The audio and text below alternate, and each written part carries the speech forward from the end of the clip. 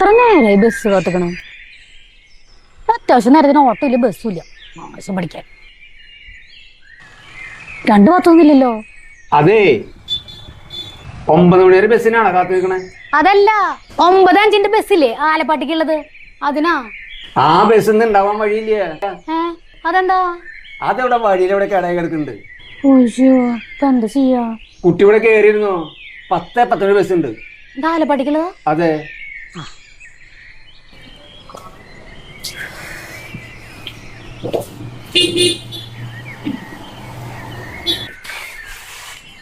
അല്ല, താനൊന്നും ജോലിക്ക് പോയില്ലേ? ഇല്ലടോ. എന്തേ? ബന്ധത്തിലുള്ള ഒരു കുട്ടീനെ പട്ടികൾ കടിച്ചു മരിച്ചടോ. അവിടെ പോയിട്ട് വരുന്ന വരവാ. ഓ, മൂക്കൊന്നും കാണാൻ പറ്റില്ല. ആ മാതിരിയെ കടിച്ചു പൊളിച്ചിട്ടുള്ള.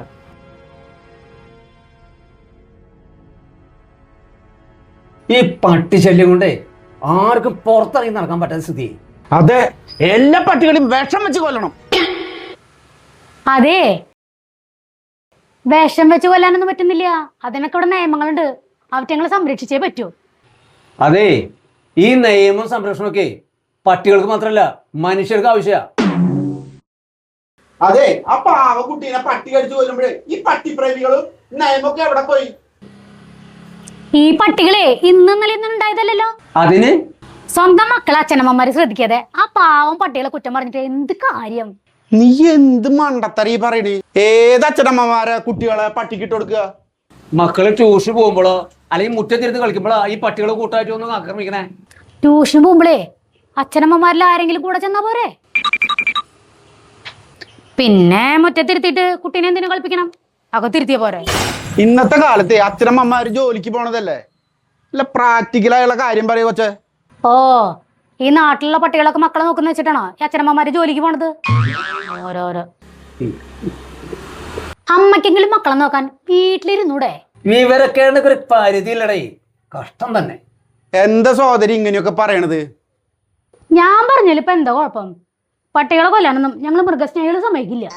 ആ മരിച്ച കുട്ടിയുടെ അവസ്ഥ കണ്ടിട്ടോ ഇയാൾ കൊല്ലണം പറഞ്ഞ, അല്ലാണ്ട് വേറെ ഒന്നല്ല. എന്ത് സംഭവിച്ചു പറഞ്ഞാലും കൊല്ലലൊരു പരിഹാരമല്ലല്ലോ. ശരി, കൊല്ലണ്ട. ഈ തെരുവ് നായ്ക്കളെയൊക്കെ ജനവാസ മേഖലയിൽ നിന്നൊക്കെ മാറ്റി താമസിപ്പിച്ചൂടെ?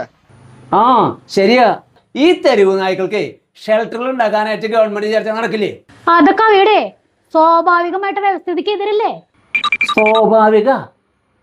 ആ അതെ, അവർക്കും നമ്മളെ പോലെ ഈ ഭൂമിയിൽ ഇഷ്ടമുള്ളവർ താമസിക്കാനുള്ള അവകാശമുണ്ട്. അതില്ല എന്ന് പറയുന്നില്ല, പക്ഷെ മനുഷ്യർക്ക് ഇങ്ങനെ ഉപദ്രവമായി തരുന്ന എന്താ ചെയ്യാ?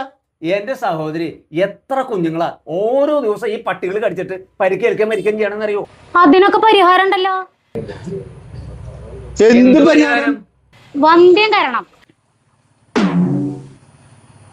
വന്ധ്യകരണം നടത്തിയ ഒരു നായും ആരെയും കടിക്കില്ല.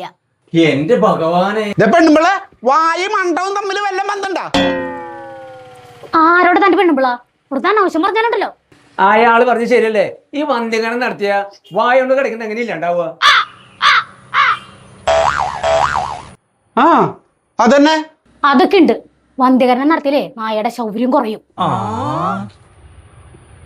ഈ വന്ധ്യകരണം ചെയ്യുന്നതേ വായലല്ലോ. നീ മറുത തള്ളേനോടൊന്ന് പറഞ്ഞ് മനസ്സിലാക്കണോ? അങ്ങോട്ട് ചെല്ല്, ഇപ്പൊ മനസ്സിലാവും. ഇവരുടെ വർത്താനം കേട്ടിട്ടേ അവള് മേനകാന്തിയുടെ കുഞ്ഞമ്മയുടെ കുഞ്ഞമ്മയെന്ന് തോന്നും. കുഞ്ഞമ്മയല്ല, കുഞ്ഞമ്മേരം മൈമ. നിങ്ങൾ എന്തേ പിറുപിറുക്കണേ? അല്ല, എന്റെ ഒരു ചെറിയ സംശയേ ഇങ്ങോരോട് ചോദിച്ചതാ, പക്ഷെ അങ്ങോർക്ക് അറിയില്ലാന്ന്. എന്ത് സംശയം? ഞാനും കൂടി ഒന്ന് കേക്കട്ടെ. എനിക്ക് പറ്റുന്നതാണെങ്കിൽ ഞാൻ തീർത്തരാം. അതെ, ഈ നായകളെ കടിക്കുന്നതേ വായ കൊണ്ടല്ലേ, ഈ വന്ധീകരിക്കണ സാധനം കൊണ്ടല്ലല്ലോ.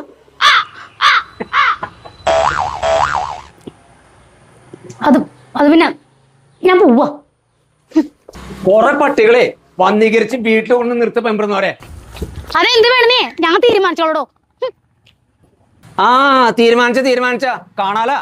ആ പെണ്ണുമ്പിള്ളക്കേ പട്ടി സ്നേഹം മൂത്തിട്ട് പേ പിടിച്ചു തോന്നുന്നു. എനിക്കും തോന്നി പേപ്പട്ടി തള്ള.